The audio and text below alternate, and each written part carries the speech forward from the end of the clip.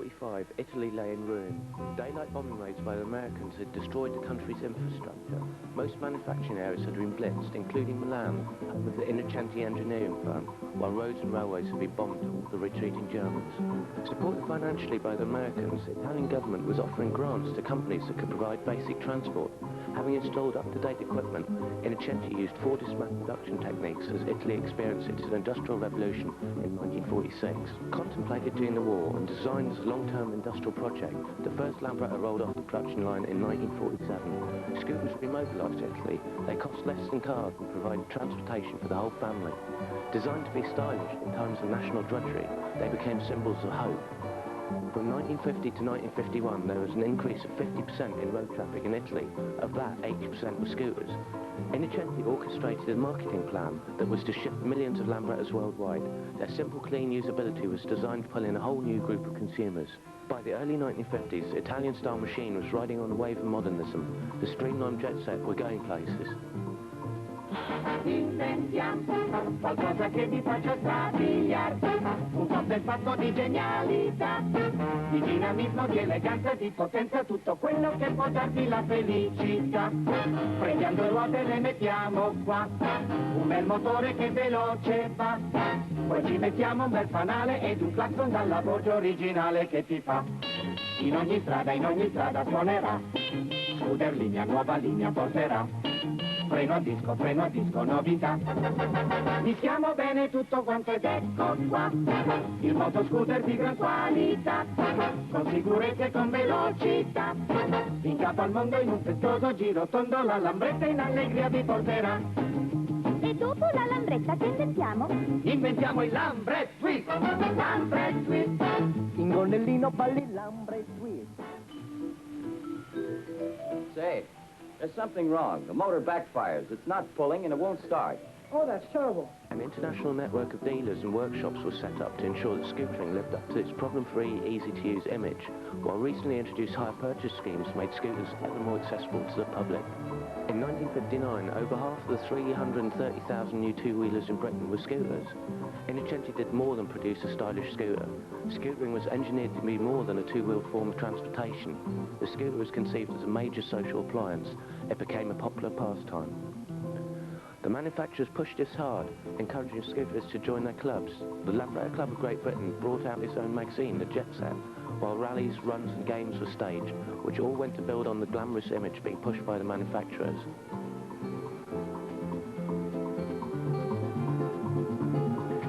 Scooters have been much maligned, hairdryers and mobile cake mixers being but two popular epithets. Great pains were taken to display the supposedly feminine machine's masculine prowess by overcoming the hardest obstacles. Scooters took part in the 600-mile Milan-Taranto race and even held their own Isle of Man TT.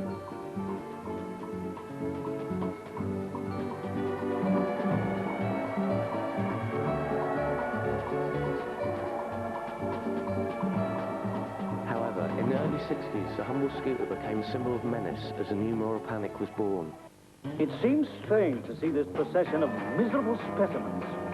These long-haired, mentally unstable, petty little hoodlums, these sawdust Caesars, who can only find courage, like rats, by hunting in packs, came to Brighton with the avowed intent of interfering with the lives and property of its inhabitants.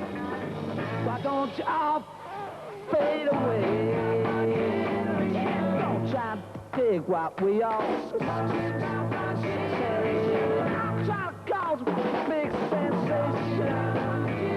Just talking about my generation.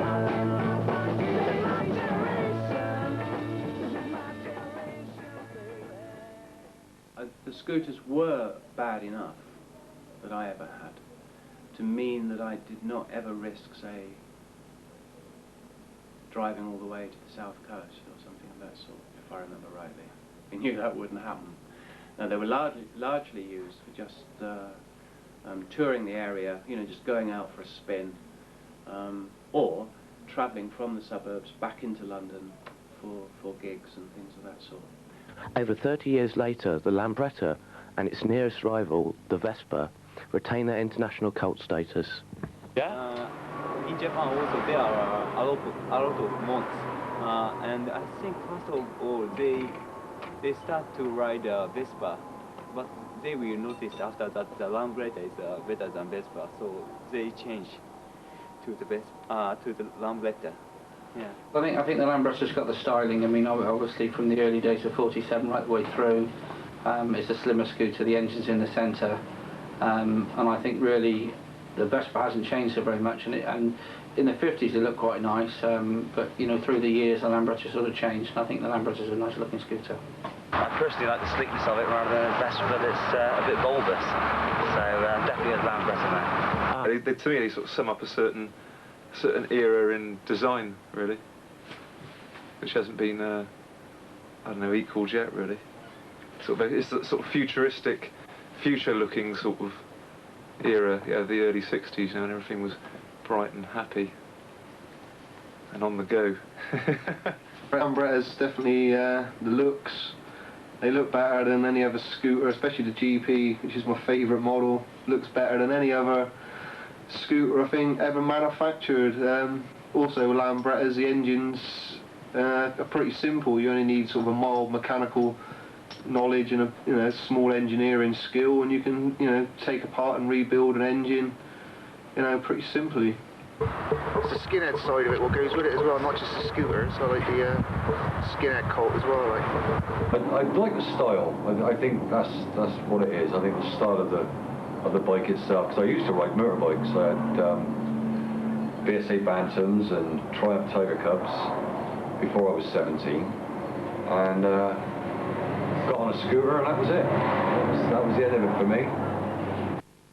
A church hall in Weston-super-Mare houses probably the largest collection of Lambrettas in the UK. Nigel Cox, the owner, is sitting on a veritable gold mine. Well, I first had scooters in 1967 when I was 16, but the first real dealings in Lambrettas, because I had Vespas in those days, was about 13 years ago when I picked up an SX200 for £10, and with that I bought that one and got it running, and advertised for some more, and then started collecting the older ones. And obviously the parts are very difficult, or the original parts are. A lot has been remade in Italy now, but many of the parts I bought from the old dealers in England first, and then I've been to Argentina. They had a factory in Argentina. I've been to Sweden, Malta, Cyprus. Basically anywhere that I can find parts I go. The Lambrettas are obviously a timeless thing, but I mean it's not just the scooters themselves. I mean, as you see when you've looked round, I mean it's everything that went with it, the whole packaging with Lambretta. I mean, especially in England, I mean it was very carefully thought out. I mean, people wanted to sell these scooters, and the publicity, the sales leaflets, the posters, the signs, the advertising, lots of national papers. It was, I mean, in those days it was a very big business, and it's nice to collect the paperwork and the things that went with it. I mean, a scooter would probably someone would keep in a garage for 20 years, but the promotion from a TB175 Series 3 ran probably for 2 years, and then after that they moved on to an SX200, and people didn't keep the piece of paper, so that is probably much harder to find on the scooters now.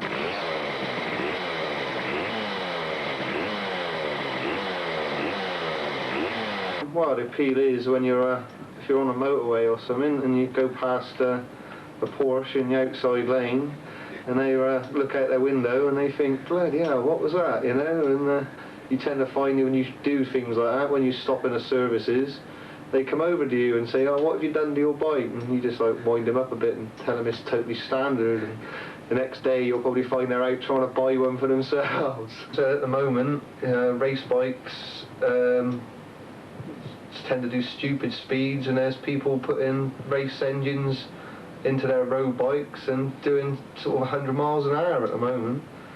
Do you think that's safe on those small wheels? If the bikes are put together properly, well maintained, and the brakes are uprated and suspension, yeah, they're, you've got to be a bit of an idiot to ride one, but I would have thought it was safe.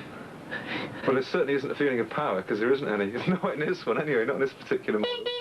There's very little power at all. I mean, a lot of people do, like soup them up and get a hell of a lot of, like better performance out of them because they've spent a lot of money doing the engines up, and maybe then they'd get a real sort of like, like sort of like throaty, sort of speedy power. But I mean, I don't go any more than 50 miles an hour on this. I wouldn't feel safe any more than that on it, at all.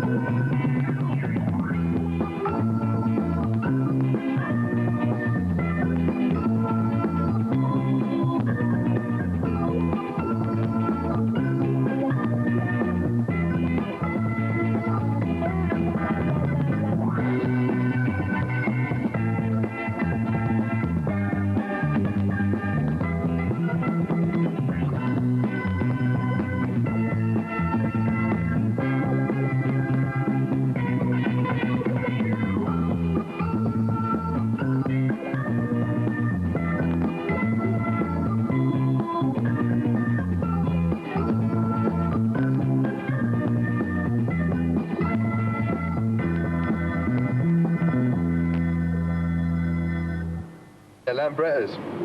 Sex on wheels, but if they go wrong, they're a bastard. It's usually either fuel, i.e. not enough oil in the petrol, you get a lot of seizures, or electrical faults. Non-starting. You often see the old scooters pushing the Lambrettas down the road.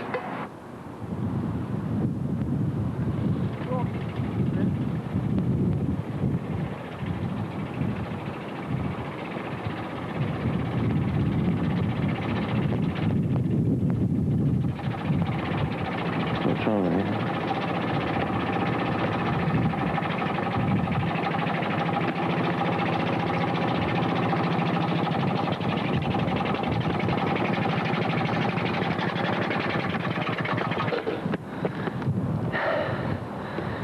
So what's wrong with it?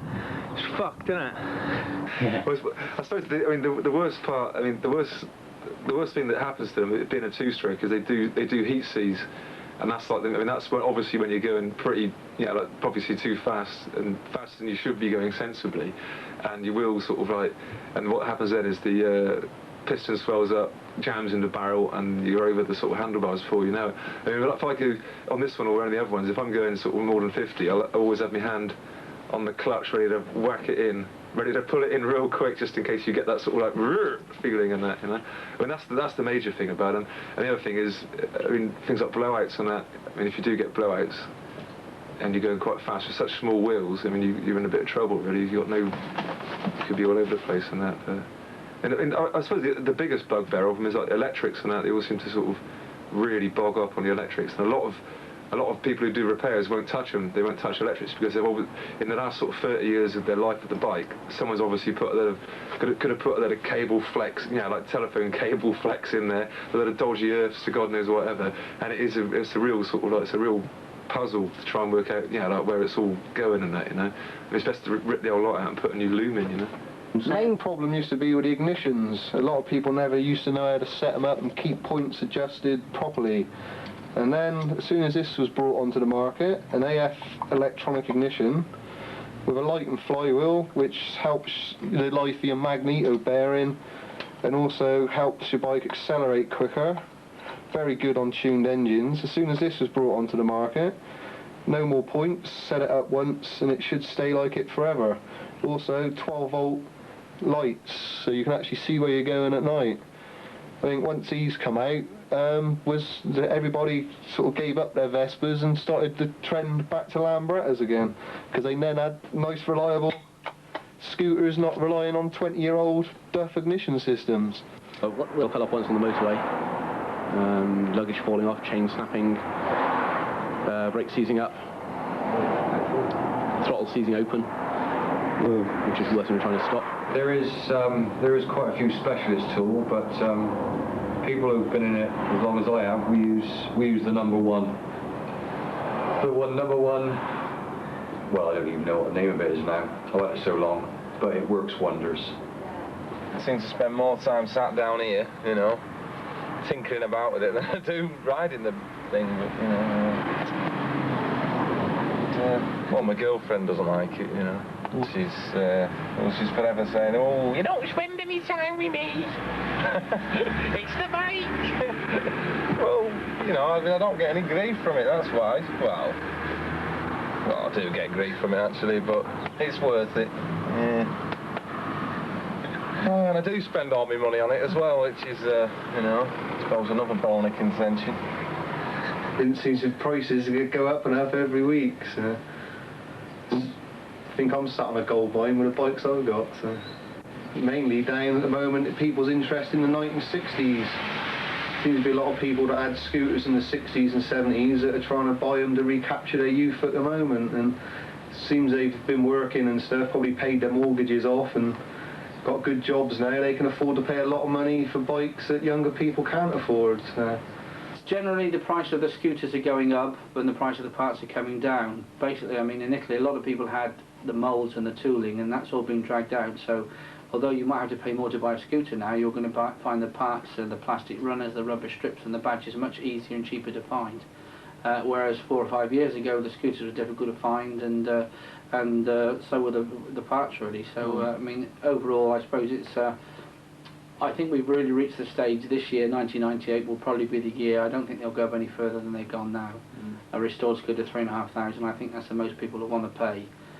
Basically, there's different markets now. I mean, we've got a lot of people like myself in the 40s and 50s who had scooters that either have kept them or they want to buy one now. They've got a family and they can afford to do it. And of course, there's a lot of young people. You've got lots of bands, Oasis, Paul Weller. Anyone like that is a fashion statement, as it was for me in the 60s. I mean, it's, you know, you had a scooter, you had the clothes, and that's all part of it. Those sort of people probably keep them for a year or a couple of years, but there's a lot of hardcore people who've got more than one. I mean, obviously I have a big collection, but there's lots of people with lots of scooters. I mean, 30 and 40 scooters, and people tend to collect them, and I think these people will keep them, you know, probably till the day they die. State of the market, bloody outrageous. Well, it's not so bad. If you've got a few tucked away in the garage to sell, then it's good. But if you haven't, I mean, you know, and you're looking to buy one, I mean, you're up shit creek, really, because it's just not, it just isn't easy to get hold of one for less than sort of like, I don't know, 500 quid. You can buy a complete and utter shed for sort of 300 or 400 quid, but I mean, you've got to spend about at least sort of another 500 quid doing it up, making it roadworthy and that, you know. Not even decent looking, you know, like it's going to cost you, I don't know, £1,000 or so to do something like that out. A hell of a lot of them got trashed in the sort of late 70s, early 80s, people cutting them down, making them to choppers, sticking bits of lampposts in them and extending them and God knows else what and that, you know, tying bathtubs to them and racing them. And also I think a lot of them probably just got scrambled and, you know, like thrown away or used as sort of like, you know, like just fun bikes really and that, you know. But I think for the most part they did get, a lot of them got trashed and they're pretty much irreplaceable really. I mean, you can, there's only a certain amount of frames made, and you can build onto those frames and that, but once those frames are gone, it's pretty, yeah, it's very hard. Yeah, like, it's not like building a motorbike frame. I mean, it's going to be hard to reproduce a Lambretta frame. I mean, there's probably millions of panels around and millions of engines, you know, literally, but not that many frames that you can build up on that, you know. Well, when we talk about Lambretta prices from 4 years ago till now, and they've tripled in value, and it's going to go up and up. House prices are going up, wages are going up, the youngsters have got more money to spend, and I can honestly see at the end of the year a TV200 or an SX200 in really good condition will top £4,000. Silly prices, silly money, but it's supply and demand. If you've got it and they want it, they'll pay whatever you ask them. It's a style thing, a fashion thing, I suppose, isn't it? People really want to buy them. I mean, they're being exported to sort of like America. I'd have like to go to Germany and Japan, and those people are prepared to pay a lot of money, so that pushes the prices up, really. I mean, even people back here now are paying a lot of money, you know, like sort of, yeah, like £2,000 upwards and that, you know, like £2,500, £3,000 and that for a really nice bike.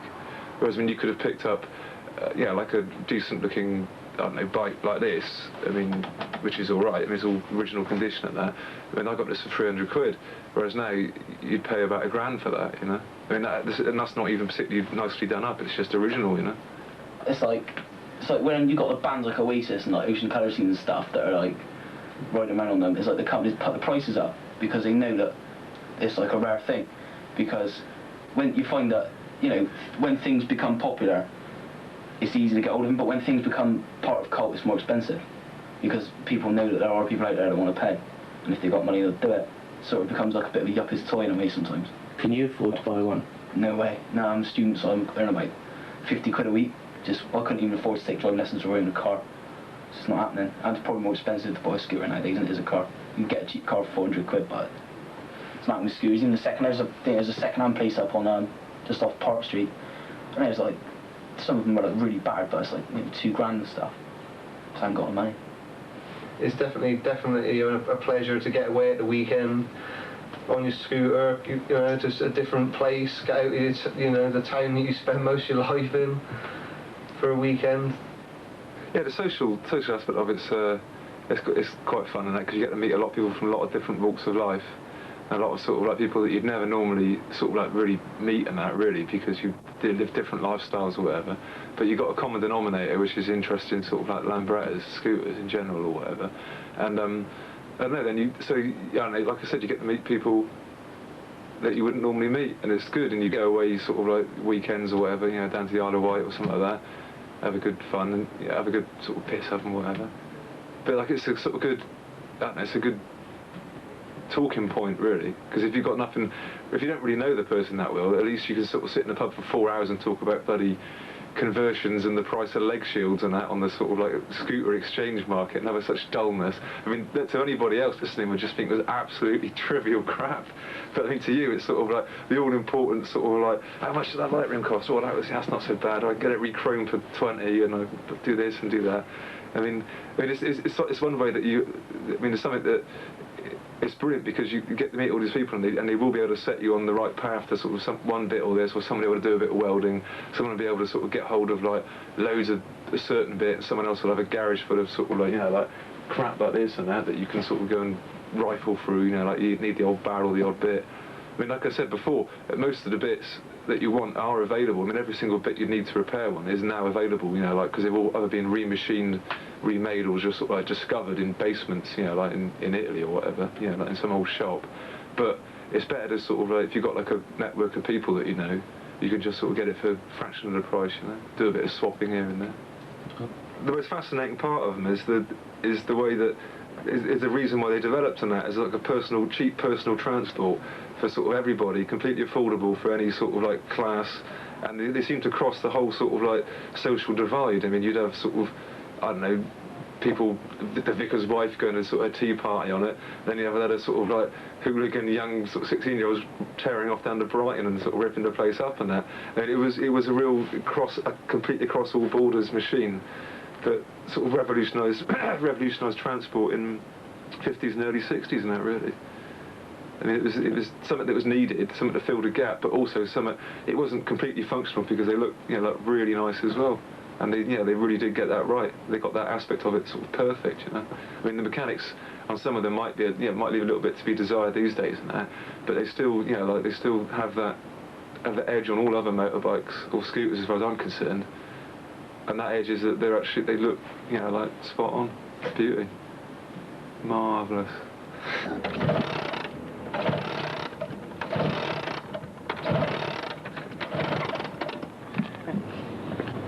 Fucking evil bike. I suppose it's a bit of a love-hate thing, really. Yeah.